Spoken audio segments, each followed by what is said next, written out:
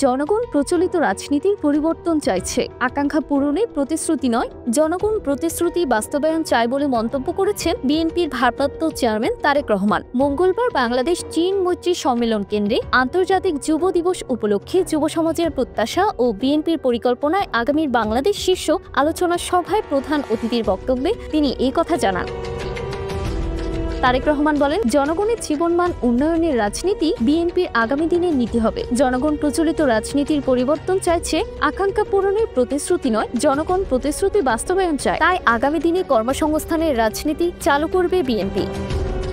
তিনি বলেন, প্রতিশোধ প্রতিহিংসা এড়িয়ে সাহস ও সততা নিয়ে এগিয়ে গেলে বাংলাদেশের সমৃদ্ধি অবশ্যম্ভাবী। জনগণকে জনশক্তিতে রূপান্তর করতে পারলে জনসংখ্যা দেশের জন্য আশীর্বাদ হবে বলেও মন্তব্য করেন তিনি আরো বলেন, ক্ষমতায় গেলে বেকারদের জন্য কর্মসংস্থান করবে বিএনপি। পেপাল ও অন্যান্য আন্তর্জাতিক পেমেন্ট গেটওয়ে যেন দেশের মানুষ সহজে ব্যবহার করতে পারে, তার জন্য কাজ করছে বিএনপি। এ সময় যুবকদের কাছে ধানের শীষে ভোট চাইলেন তারেক রহমান বলেন, আগামী নির্বাচনে ধানের শীষে ভোট দিন, দেশ গড়ার সুযোগ দিন।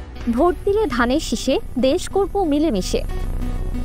বিএনপির ভারপ্রাপ্ত চেয়ারম্যান বলেন, প্রতিহিংসা এড়িয়ে চললে দেশের সকল সম্ভাবনার দুয়ার উন্মোচন হবে। বিএনপি ক্ষমতায় এলে নতুন কুড়ি পুনরায় চালু হবে। তিনি বলেন, স্লোগান নির্ভর রাজনীতির দিন ফুরিয়ে এসেছে। শুধু প্রতিশ্রুতি নয়, বিএনপি প্রতিশ্রুতি বাস্তবায়নে বিশ্বাস করে। এছাড়াও দেশের জনগণের শক্তি প্রতিষ্ঠায় সকলের সমর্থন প্রত্যাশার কথা ব্যক্ত করেন তারেক রহমান।